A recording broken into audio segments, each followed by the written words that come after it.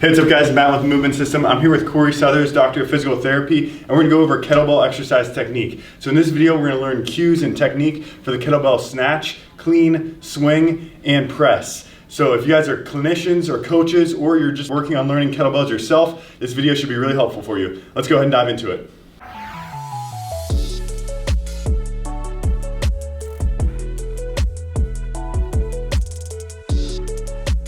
All right guys, so we're gonna take a look at the swing first because that's gonna lead us into a couple of the other movements, especially with the clean, with the snatch. Press is gonna be a little different, but with the swing, we really wanna take a look at how we're hinging, how we're bending at the knees, how we're propelling that kettlebell forward.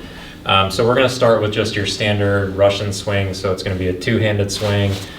And what we're gonna look at here are his torso angles, his knee angles, and the timing of that bell coming off the hip and going into the hinge. So we're just gonna do a set of 5 here, and then we'll start pointing a couple things out. Okay, good, and rest. So not too bad at all on the swing. So now we're just gonna go into that swing position without the bell, and I wanna point a couple things out. So he's gonna go into that hinge position here. So what we're looking at here, we want to see a good torso angle through here, not quite parallel, but getting close to parallel to the ground. A slight knee bend here, not a squat. That's going to be the biggest thing you're going to see clients do, or you're going to do yourself, is get into too much of a squat like this. We want the tension to be more through the posterior chain here, so he should feel some tension through the hamstrings in this position. Hands are high up in the groin here. Feet are planted. That's going to be the biggest thing you want to look at with the feet. We don't want to be rocked back on the heels like that, up on the toes there. We want to have a good solid foot pressure here. Okay. At his top position, so as the hips come through, arms come up, we're just looking to get roughly parallel to the ground here. There's a spot in the swing where that kettlebell will feel weightless. That's where you want to get to. You don't want to pull it higher than that point. You don't want to go overhead with these. You don't want to stop short of that point and leave it down here. You want to let it come up to that weightless point. The arms are just ropes attached to the kettlebell to control its position. Okay, so let's look at one more set of 5 like that. That bell doesn't leave the hips until he's fully extended at the top. And rest. Good. When we look at the single arm swing, nothing's really going to change with that. We just have one hand instead of 2. So still looking for all the same angles through the body, still looking for the same timing off the hip. That left arm is going to come through with him as if it's coming with the kettlebell. It's just not going to be holding on.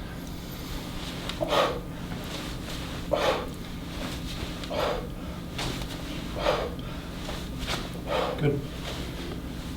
Okay, great. There's our swing. All right, next one that we're going to take a look at is the kettlebell clean. So the single arm swing now brings us into the clean. Similar pattern, except this time now we're going to end at our front rack position here. So we're going to go through a set of 3 cleans real quick. Let's see how those look.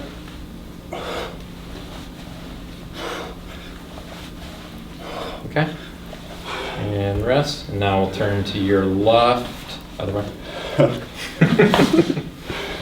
So let's look at it there.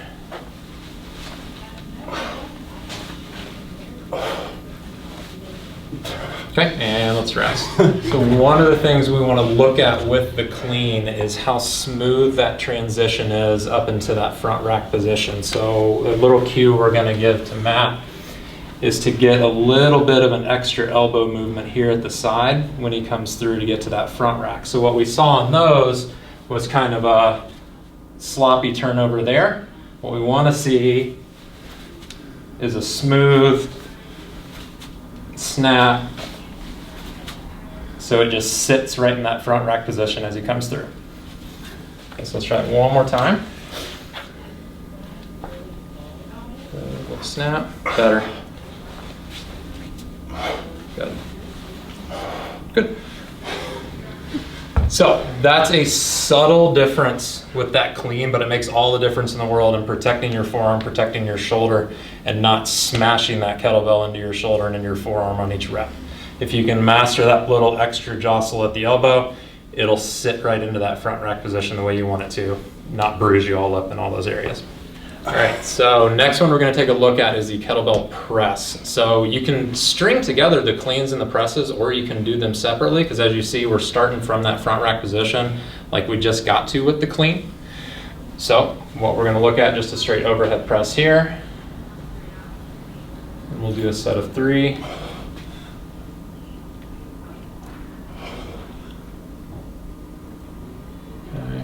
So just one little thing we're going to clean up on his press, so we'll do it without the kettlebell real quick just to groove the pattern.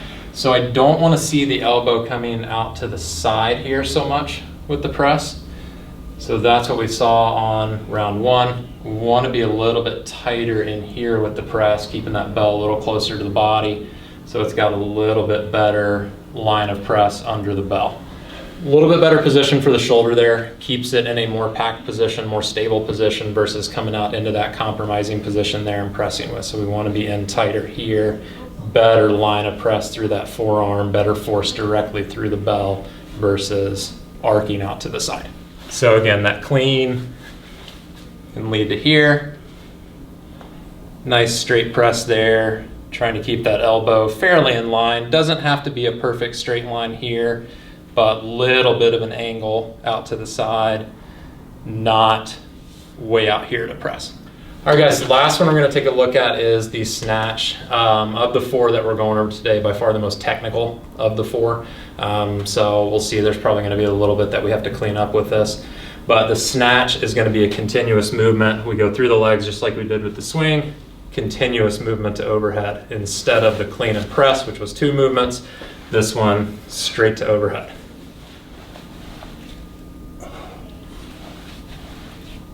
Last one. Okay, great. The most important thing with this, again, is that transition of the wrist. You don't want to see your clients flipping over and popping onto the forearm like that. Okay, you want it to be a pretty smooth transition.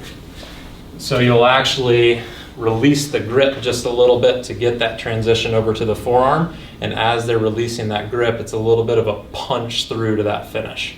Okay, so that's what we'll look at from the side here. We'll do another set of 4 or 5. Good. So there's our little grip release, punch through, nice smooth to overhead. And those actually look pretty darn good. If they do those right and don't get a good grip release for that turnover, their forearms will tell you the next day. They'll be pretty sore from it. They'll have a lot of bruising there from smashing that bell into the forearm. Done correctly, you will not get that. So that's something that you want to watch out for. All right, so a couple questions you guys might have. How might you program these into your workouts? So what might a day of kettlebell training look like for you, Corey? I tend to program kettlebells a lot for metabolic conditioning. A lot of my finishers that I'll program for people are with kettlebells. So whether that be swings, cleans, those little bit higher volume things to get the heart rate pumping a little bit more. It's great for building endurance and some of those hinging patterns because you can do a lot of volume with it fairly safely. So that's where I'll program in a lot of swings for people, a lot of sets of 30s and 40s to start building that tolerance to the hinging position better. I would not do that if it were a heavy deadlift day or something else where we've done a lot of other hinging, but it is a great place to put in some of that endurance work. All right, so if you guys are like me and you're fairly new to kettlebells, or even if you have some experience but you want to learn more about kettlebell training, Corey actually has some great resources that he's going to tell you a little bit about. All right, guys, so I did put together a 5-week full kettlebell program. It's 5 workouts per week. It's over the course of 5 weeks, so 25 total workouts.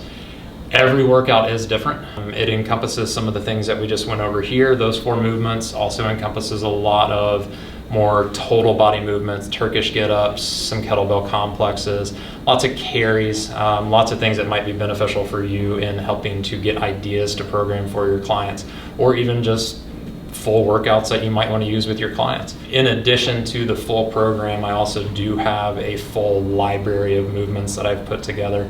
It's got lots of mobility stuff, lots of rehab stuff, It's got a huge section of it that is specifically devoted to kettlebells. Also got a lot of landmine work, rotational work, anti-rotational work.